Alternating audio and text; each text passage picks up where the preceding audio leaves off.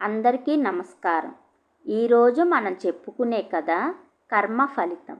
మనం చేసే కర్మలు తిరిగి మన దగ్గరకు ఎలా చేరుతాయి అని తెలిపే ఒక అద్భుతమైన కథ.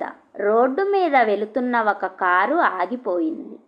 అందులో నుండి దిగిన ఆమెకు 45 సంవత్సరాలు ఉంటాయి. దిగి చూస్తే టైరు పంక్చర్ అయింది. స్టెఫ్నీ ఉంది కానీ తనకు మార్చడం రాదు. రోడ్డు పక్కన కారు దగ్గర నిలబడి సహాయం కోసం చూస్తోంది. ఒక్కరూ ఆగడం లేదు. సమయం చూస్తే సాయంత్రం 6 దాటుతోంది. నెమ్మదిగా చీకట్లు కమ్ముకుంటున్నాయి. మనసులో ఆందోళన. ఎవరూ లేరు. ఒక్కదాన్నే ఉన్నాను. చీకటి పడితే ఎలా? దగ్గరలో ఇల్లు లేవు. సెల్ ఫోన్కి సిగ్నల్స్ లేక పనిచేయడం లేదు. ఎవరూ ఆమెను చూసి ఆపటం లేదు. అప్పటికే దాదాపు 1 గంట గడిచింది. ఈ పరిస్థితి ఏంటి దేవుడా అనుకుంటూ భయపడుతుంది. చలి కూడా పెరుగుతుంది. అటుగా వెళుతున్న ఒక బైకు ముందుకు వెళ్ళి పక్కకు తిప్పి వెనక్కు వచ్చింది.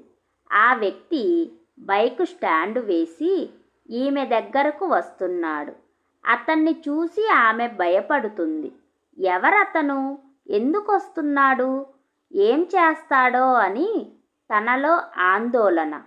అతను ఆమె దగ్గరికి నవ్వుతూ వచ్చాడు. టైర్లో గాలి లేదని చూశాడు. ఆమె భయపడుతుందని గ్రహించాడు. భయపడకండి, నేను మీకు సహాయం చేయడానికి వచ్చాను. బాగా చలిగా ఉంది కదా, మీరు కారులో కూర్చోండి, నేను స్టెఫ్నీ మారుస్తాను అన్నాడు. కానీ ఆమె భయపడుతూనే ఉంది. ఆమె భయాన్ని అర్థం చేసుకొని, నా పేరు రాముడు, ఇక్కడ దగ్గరలో మెకానిక్ షాప్లో పని చేస్తాను అన్నాడు. అతను డిక్కీ తెరిచి కావలసిన సామాను తీసుకొని కారు కిందకి దూరి జాకీ బిగించాడు. తారు రోడ్డు గీసుకున్న రక్తపు చారల చేతులతో జాకీని బిగించి టైరు తీసి టైరు మార్చాడు. సామాను తిరిగి కారులో పెట్టాడు. ఆమె డబ్బులు తీసి ఇవ్వబోయింది. వద్దు అన్నాడు. మీరు కాదనకండి, మీరు ఈ సహాయం చేయకపోతే నా పరిస్థితి తలుచుకుంటేనే నాకు భయమేస్తోంది అంది.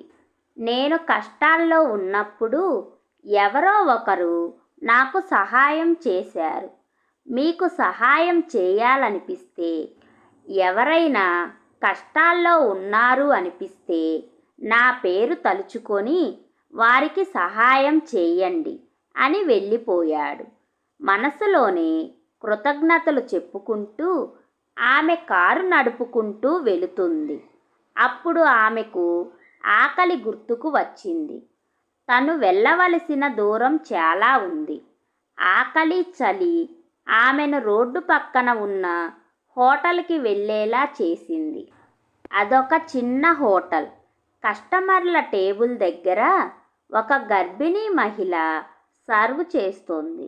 ఆమెను చూస్తుంటే నిండు గర్భిణీలా అనిపిస్తుంది.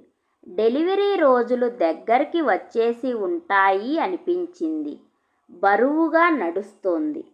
అన్ని టేబుల్స్ దగ్గరికి వెళ్ళి కావలసిన ఆర్డర్స్ తీసుకోవటం, సర్వ్ చేయటం, బిల్లు తీసుకొని చిల్లర ఇవ్వడం అన్నీ తానే చేస్తోంది. కానీ ఆమె ముఖంలో ప్రశాంతమైన చిరునవ్వు. ఆమె తన టేబుల్ దగ్గరికి వచ్చింది. చిరునవ్వుతో, మీకు ఏం కావాలండి అని అడిగింది. అంత శ్రమ పడుతూ కూడా చెరిగిపోని చిరునవ్వు ఆమె ముఖంలో ఎలా ఉందో అని ఆశ్చర్యపడి భోజనం ఆర్డర్ ఇచ్చింది. భోజనం చేసి ఆమెకు 1000 రూపాయల నోటు ఇచ్చింది. ఆమె చిల్లర తేవడానికి వెళ్ళింది. తిరిగి వచ్చేటప్పటికి ఈమె కనపడలేదు. ఈమె కూర్చున్న టేబుల్ మీద ఉన్న గ్లాసు కింద ఒక కాగితము, దాని కింద 4,000 నోట్లు ఉన్నాయి. ఆ కాగితం చదివిన హోటల్ మెయిడ్కి కన్నీళ్లు ఆగలేదు. అందులో ఇలా ఉంది: చిరునవ్వుతో ఉన్న నీ ముఖం నీకు బాధలు లేవేమో అన్నట్లు ఉంది. నువ్వు నిండు నెలలతో పనిచేస్తున్నావు అంటే నీకు డబ్బు అవసరం అని అనిపిస్తుంది. నాకు ఒక మిత్రుడు సహాయం చేసినట్లే అతడిని తలుచుకుంటూ నేను నీకు సహాయం చేస్తున్నాను. నువ్వు ఇలాగే ఇతరులకు సహాయపడు అని రాసి ఉంది. హోటల్ మూసేశాక గర్భిణీ మహిళ ఇంటికి వచ్చింది.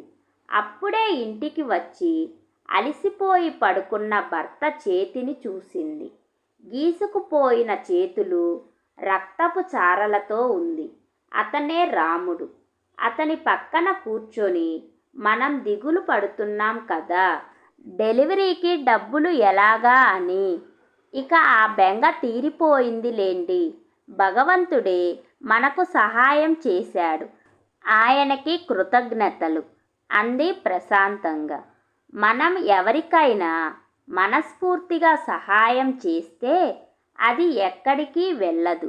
మనం ఆపదలో ఉన్నప్పుడు తిరిగి మన దగ్గరకే చేరుతుంది.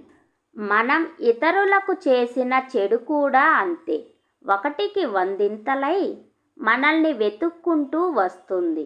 అందుకే మనం ఎల్లప్పుడూ మంచే చేద్దాం. మీ పిల్లలకు ఇలాంటి మంచి విషయాలు బోధించండి. సమాజం బాగు కోసం చేయూతనివ్వండి. ఈ స్టోరీ మీకు నచ్చితే కామెంట్ చేయండి. Thanks for watching. ఈ స్టోరీ గనక మీకు నచ్చినట్లయితే ప్లీజ్ లైక్ చేయండి, షేర్ చేయండి. మరిన్ని మంచి మంచి కథల కోసం మన ఛానల్ని సబ్స్క్రైబ్ చేసుకోండి.